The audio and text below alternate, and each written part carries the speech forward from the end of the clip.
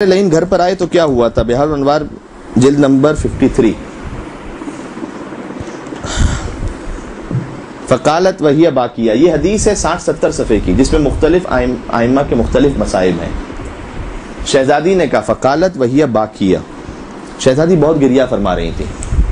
ابھی یہ دروازے کے باہر تھے اور بی بی گریہ فرما رہی تھی اور کہہ رہی تھی کہ اللہم الیک نشکو فقد نبیک، پروردگار میں اس بات پر شکوہ کرتی ہوں کہ تیرا نبی دنیا سے رخصت ہو گیا، یعنی میرے بابا دنیا سے رخصت ہو گئے.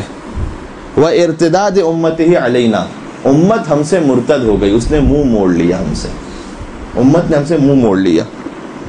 وَمَنْعَهُمْ إِيَّانَا حَقَّنَا الَّذِي جَعَلْتَهُ لَنَا، اور جو تو نے ہمارا حق قرآن میں لکھا تھا، فی کتابک المنزل، جو قرآن میں تو نے حق لکھا تھا، وہ امت نے قُلْ لَا أَسْأَلُكُمْ عَلَيْهِ أَجْرًا إِلَّا الْمَوَدَّةَ فِي الْقُرْبَى، یہ حق امت نے ہمیں نہیں دیا.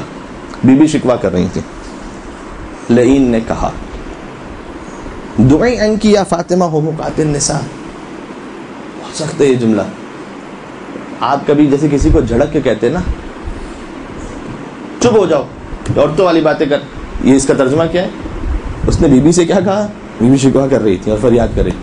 اس نے دروازے کے پیچھے سے کہا کہ دعی عنکی یا فاطمہ ہو مقاتل النساء، یہ عورتوں والی باتیں کرنا بند کرو. اس نے جھڑکا بی بی کو. اللہ تمہارے گھر میں نبوت بھی دے اور خلافت بھی دے، میں ایسا نہیں ہونے دوں گا. وَأَخَذَتِ النَّارُ فِي خَشَبِ الْبَابِ، اور شہزادی کے در پر لکڑیاں جمع ہونا شروع ہوئی ہیں. اچھا، اس وقت امیر المومنین گھر میں موجود تھے، جب یہ آئے ہیں امیر المومنین گھر میں موجود تھے. تو امیر المومنین خود تشریف نہیں لے گئے اور شہزادی کونین تشریف لے گئیں. بظاہر وجہ یہ سمجھ میں آتی ہے، اچھا یہ ہے 100% ایسا ہی ہوا ہے کہ شہزادی کونین خود تشریف لے گئے، امیر المومنین کو گویا محفوظ رکھا. ایسا محسوس ہوتا ہے کہ چونکہ وصیت رسول کے مطابق علی تلوار نہیں نکالیں گے، یہ جانتے تھے کہ اگر علی تلوار نکال لیں تو اسلام ختم ہو جائے گا پورا. اس وقت اتنا فتنہ و فساد ہوگا کہ اصل اسلام ختم ہو جائے گا. لہذا علی ضبط کر رہے تھے اور یہ ضبط بہت سخت تھا، علی تلوار نہیں نکال رہے تھے. تو یہ جانتے تھے کہ اس وقت اگر علی نے تلوار نکال لی تب بھی ہمارا مقصد پورا ہے. کیوں؟ اس لیے کہ اتنا فتنہ فساد ہوگا مدینہ میں کہ کوئی غیر مسلم یہ سوچے گا بھی نہیں کہ میں مسلمان ہوں، اسلام ختم ہو جائے گا. اگر علی نے تلوار نہیں نکالی اور علی آئے خود دروازے پر تو ہم دروازہ کو گرا دیں گے اور حملہ کریں گے، جیسے شہزادی کونین پر ہوا، اور علی زخمی ہو جائیں گے. یا ہو سکتا ہے کہ اس پورے بلوے میں ایسا ہوتا کہ امیر المومنین کو شہید کر دیتے، تو نبوت کے بعد امامت کا سلسلہ ختم ہو جاتا. تو علی جائیں اور تلوار نکالیں تب بھی اسلام نہیں بچتا. غور ہمارے میں کیا سمجھانا چاہ رہا ہوں. اور تلوار نہ نکالیں تب بھی امیر المومنین کی شہادت کا امکان ہے کہ علی شہید ہو جائیں. تو علی کو نہیں بھیجا، فاطمہ زہرا خود تشریف لے گئیں. قیامت تک کے لیے نسل امامت پر فاطمہ زہرا کا احسان ہے. بی بی خود تشریف لے گئی کہ میں اپنی قربانی دوں گی. اچھا، بی بی نے کہا بھی کہ کیا تم یہ اس در پہ آگ لگا دو گے کہ جس میں بنت رسول اور حسنین رہتے ہیں؟ تو اس لعین ابن لعین نے کہا وَإِن، اگر رہتے ہوں تب بھی آگ لگا دوں گا. علی کو باہر نکالو. وہ کیوں آئے؟ وہ کہہ رہے تھے علی کو باہر نکالو. علی کو باہر کیوں نکالو؟ علی کو باہر اس لیے نکالو کہ ہم علی سے بیعت لینا چاہتے ہیں. ٹھیک ہے، علی سے بیعت کیوں لینا چاہتے ہیں؟ مدینہ میں کتنے لوگوں نے بیعت کر لی تھی؟ فقط مخصوص افراد تھے جنہوں نے بیعت نہیں کی تھی. علی کے ساتھ 6-7 لوگ تھے بس.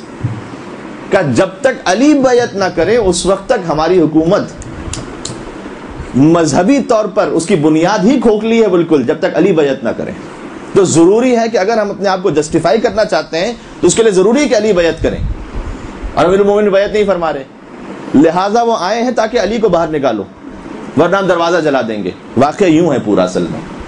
اچھا، جب ہم دروازہ جلا دیں گے، شہزادی نے کہا کہ کیا اس صورت میں بھی؟ کہا کہ ہاں، اس صورت میں بھی کہ جب حسنین بھی ہوں اندر. وَأَخَذَتِ النَّارُ فِي خَشَبِ الْبَابِ وَإِدْخَالِ قُنْفُذْ يَدَهُ، قنفذ اسی لعین کا غلام ہے. جب یہ پورا واقعہ ہوا تھا، اس میں نے بزرگ علماء سے یوں سنا ہے کہ اس لعین نے قنفذ سے کوڑا لیا تھا اور شہزادی کونین کو مارا گیا تھا. وہ ادخال قنفذ یدہ، قنفذ نے اپنا ہاتھ داخل کیا، قنفذ نے اس دروازے کے اندر، لکڑیاں جمع ہو رہی ہیں اور ایسا محسوس ہوتا ہے کہ جیسے گویا آگ آہستہ آہستہ لگنے لگی ہے، اور شہزادی بالکل در کے پیچھے ہے کہ میں علی کو نہیں جانے دوں گی۔ میں پھر کہہ رہا ہوں، یہ ایک زوجہ کی قربانی نہیں ہے شوہر کے لیے، یہ فاطمہ زہرا کی قربانی ہے علی کی امامت اور ولایت کے لیے۔ کہا میں علی کو نہیں جانے دوں گی۔ قنفذ نے ہاتھ اندر بڑھایا، ادخال قنفذ یدہ، یروم فتح الباب، دروازے کو دھکا دینا شروع کیا۔ وضرب فلان، اب ہم نہیں لیتا میں یہی لعین، لہا بالصوت علی عضدہا۔ یہ میں اس لیے پڑھ رہا ہوں کہ کبھی ایسا لگتا ہے، کبھی ذہن میں خیال آ سکتا ہے کہ مثلا مولانا نے جوش خطابت میں 2-4 جملے کہہ دیے مصائب کے، نہیں، یہ بالکل بحال انوار سے پڑھ رہا ہوں۔ ضرب فلان لہا بالصوت علی عضد، صوت کہتے ہیں تازیانے کو، عضد کہتے ہیں بازو کو۔ اس لعین نے بازو فاطمہ زہرا پہ تازیانہ مارا۔ آپ اس پورے منظر کو سوچ سکتے ہیں کیا کیفیت ہوگی؟ مجھے سمجھ نہیں آتا کہ میں بیوی کے مصائب پر زیادہ رو یا علی کے صبر پر زیادہ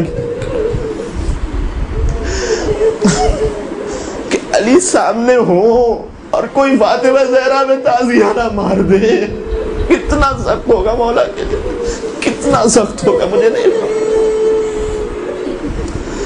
وَإِدْخَالِ قُنْفُذِ يَدَهُ، قنفذ نے اپنا ہاتھ آگے بڑھایا، دروازے کو دھکا دیا، اس لعین نے بالصوت علی عضدہا، بازو پر تازیانہ مارا۔ کون سا تازیانہ؟ حتی صار کالدملج الاسود، یہاں تک کہ بازو بند ہوتا ہے نا جو بازو پر مثلا پہنا جائے، تو یہاں اس روایت میں ہے کہ گویا بازو بند کی طرح ایک پورا نشان شہزادی کے بازو پر ان کی شہادت تک باقی رہ گیا۔ یعنی تازیانہ اتنا سخت تھا کہ بی بی جب 75 دن یا 95 دن تک زندہ رہی، یہ تازیانے کا نشان بازو پر باقی تھا۔ اب آپ سوچ رہے ہیں آگ بھی لگ رہی ہے اور قنفذ نے ہاتھ اندر بڑھایا ہوا ہے۔ کسی نے مولا امیر المومنین سے پوچھا تھا، دوسری خلافت کے زمانے میں ہر ایک کا وظیفہ تھوڑا تھوڑا کم کیا گیا تھا، قنفذ کا وظیفہ باقی تھا، تو کسی نے مولا سے پوچھا مولا قنفذ کا وظیفہ کیوں باقی ہے؟ تو کہا یہ اس ایک تازیانے کا انعام تھا جو بازو فاطمہ زہرا پہ مارا گیا تھا۔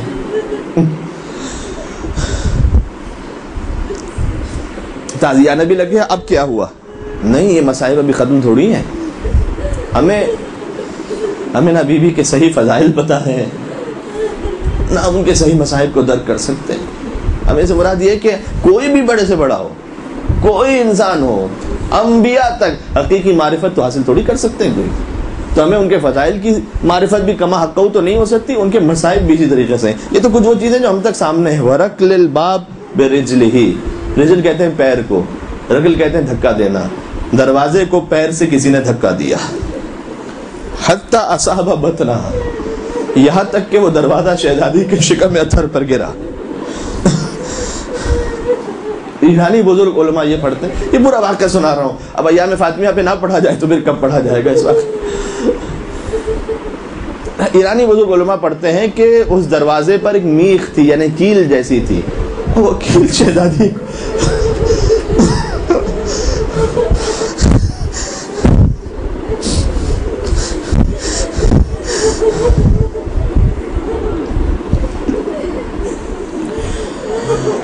دروازہ گرا، وہی اچھا دروازہ گرنے پر کیا ہوا؟ وہی حاملۃ بالمحسن لستۃ اشہر، محسن سے شہزادی حاملہ تھی، 6 ماہ ہوئے تھے۔ بہار الانوار جلد نمبر 53 صفحہ نمبر 19 ایسے پڑھ، محسن سے 6 ماہ ہوئے تھے۔ واہ، اب بی بی پر دروازہ گرا ہوا ہے، حضرت محسن علیہ السلام سے شہزادی حاملہ تھی، یہ روایت کا جملہ ہے۔ اب اس سلسلے میں نہیں ہے، یہ ایک اور کتاب سے ملا پڑھ رہا ہوں، گویا تازیانہ بھی لگ گیا، دروازہ گر گیا. تو یہ خود لعین یہ کہتا ہے کہ جب میں نے دیکھا کہ بنت رسول پہ دروازہ گرا ہوا ہے تو ایک لمحے کے لیے مجھے رسول زادی پر رحم آیا کہ بی بی حاملہ بھی تھیں، تازیانہ بھی لگا ہے، اوپر دروازہ بھی گرا ہے، محسن کی شہادت. ایک لمحے کے لیے مجھے رسول زادی پر رحم آیا.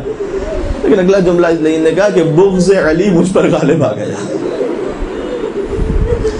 یہ خود اس بات کی دلیل ہے کہ فاطمہ زہرا کی شہادت ہے علی کی ولایت کی، یہ علی کی ولایت کی. وہ ہجوم فلان، اچھا ہجوم حملہ ہوا اور بی بی پر دروازہ گرا ہوا ہے اور حملہ ہوا، کنفذ حملہ کیا، وصفقہ خدھا، اللہ اکبر. اس موقع پر پھر چہرہ اطہر پر گستاخی کی گئی، تماچا مارا گیا. حتی بدأ کرتا اب بی بی پر دروازہ گرا ہوا ہے، بی بی پر دروازہ گرا ہوا. حتی بدأ کرتا تحت خمارہا، وہ جو پوری چادر تھی وہ آپ کے ذہن میں رہے، وہ جو پوری مکمل چادر تھی اس کے تحت بی بی نے اپنے بالوں کو پریشان کیا. وَهِيَ تَجْهَرُ بِالْبُكَاءِ، اور فاطمہ فقط روئی نہیں، بلند آواز سے بی بی نے بکا کرنا شروع کی. وَتَقُول، اور کہا واہ ابتا، اے میرے بابا، واہ رسول اللہ، اے اللہ کے رسول، ابنتو کی فاطمہ تو کذب. اتنے مصائب میں کہ جب تازیانہ بھی ہے، جب دروازہ بھی گرا ہے، محسن کی شہادت ہے، بی بی نے پہلا جملہ ان میں سے کچھ نہیں کہا کہ اے بابا ابنتو کی تو کذب، تیرے باپ تیری بیٹی کو جھٹلا دیا گیا، جھوٹا کہا گیا. اس سے کبھی کبھار میں عرض کرتا ہوں کہ شاید یہ بی بی کے لیے دل میں سب سے بڑا دکھ ہوگا کہ اتنے مصائب میں بھی پہلے یاد کیا اس بات کو کہ آپ کی بیٹی کو جھٹلایا گیا بھرے دربار میں. وَتُضْرَبْ، اور مارا گیا. وَيُقْتَلْ جَنِينٌ فِي بَطْنِهَا، اور میرے شکم میں جو جنین یعنی محسن اسے شہید کر دیا گیا. اب اتنا ہو گیا، بی بی نے پہلے فریاد بلند کی اور اس کے بعد بددعا کے لیے گویا ہاتھ بلند کیے. اب جب اتنا ہو چکا، وَخُرُوجِ أَمِيرِ الْمُؤْمِنِينَ مِنْ دَاخِلِ الدَّارِ، اب علی اپنے گھر سے باہر تشریف، اس لیے کہ اب جو کچھ ہو چکا اس کے بعد علی آئے، اس لیے کہ اب یہ امکان نہیں تھا کہ وہ علی پر بھی حملہ کریں. ٹھیک ہے، تو گویا یہ سب کچھ شہادت، یہ ساری قربانی شہزادی نے پیش کی، امیر المومنین کو محفوظ رکھا. اب علی وخروج امیر باہر تشریف لائے، من داخل الدار، گھر کے اندر سے، محمر العین، لیکن علی کی آنکھیں سرخ ہو چکی تھی. وہ ضبط ہوگا نا امیر المومنین کا، محمر العین. اور آئے اور بی بی سے پہلے آ کے کہا فواللہ یا فاطمہ، خدا کی قسم اے فاطمہ زہرا، لئن فعلت ذلک، اگر اس وقت آپ نے بددعا کی، لا ابقى اللہ علی الارض من یشہد ان محمد رسول اللہ، تو اس پورے روئے زمین پر آپ کے بابا کا کلمہ پڑھنے والا کوئی نہیں بچے گا. یعنی مولا خود ضبط کر رہے تھے، لیکن شہزادی کو کتنا صبر عطا کیا ہوگا کہ بی بی اے بنت رسول آپ بددعا نہ کریں، اس لیے کہ اگر آپ نے بددعا کر دی تو کوئی نام رسول لینے والا نہیں بچے گا. اور خالی نام رسول لینے والا نہیں، ولا موسیٰ، نہ موسیٰ بچیں گے، ولا عیسیٰ، ولا ابراہیم، ولا نوح، ولا آدم، کوئی باقی نہیں بچے گا. ولا دابۃ تمشی علی الارض، نہ زمین پر چلنے والا کوئی بچے گا. ولا طائرا فی السماء، نہ آسمان پر اڑنے والا بچے گا. ثم قال، اس کے بعد مولا علی نے کہا، اس شخص اس لعین سے کہا، لک الویل من یومک ھذا، آج کے بعد تیرے لیے ہمیشہ کی تباہی اور بربادی ہے. اخرج قبل ان اشہر سیفی، اب یہاں سے چلا جائے اس سے پہلے کہ اب تلوار نکال لو. خود یہ جملہ امیر مومن کیا بتلانا چاہ رہے ہیں؟ یعنی اب ضبط کا وہ عالم ہے کہ کہیں ایسا نہ ہو کہ اب تلوار نکال لو، اب چلا جا. اور جو امیر المومنین نے اس غیظ و غضب کے حال میں کہا کہ اب میں تلوار نکالوں گا، اب چلا جا، تو یہ ہجوم واپس پلٹا. جیسے تھوڑا سا واپس پلٹا، صاح امیر المومنین بفضہ، مولا امیر المومنین نے فضہ کو بلایا اور کہا یا فضہ मौलातुकी फक़बली मिन्हा मा तक़बलुन निसा, जरा अपनी शहजादी के पास जाना, खुद क्यों नहीं गए? कितना मसाइल का जुमला ही कि जरा अपनी शहजादी के पास जाना, लेकिन मोहसिन की शहादत हो गई है। ऐसे मौके पर एक खातून को दूसरी खातून की मदद की जरूरत हो।